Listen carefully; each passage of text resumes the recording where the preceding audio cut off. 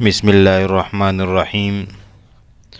فلسطین کے جہاد میں ہر مسلمان حصہ لے سکتا ہے اور اس کی مختلف صورتیں ہیں۔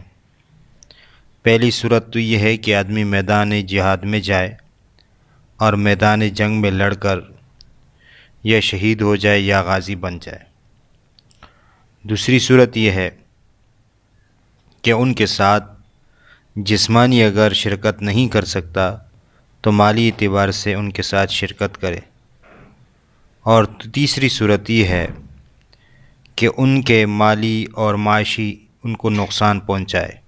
چوتھی صورت یہ ہے کہ ان کے لیے دعا کی جائے، اور یہ ہر مسلمان کے بس میں ہے کہ وہ دعا کرے۔ تو یہ چار قسم کی شرکت ہے جو مسلمان جس کی طاقت رکھتا ہے اس حساب سے اس میں شرکت کرے۔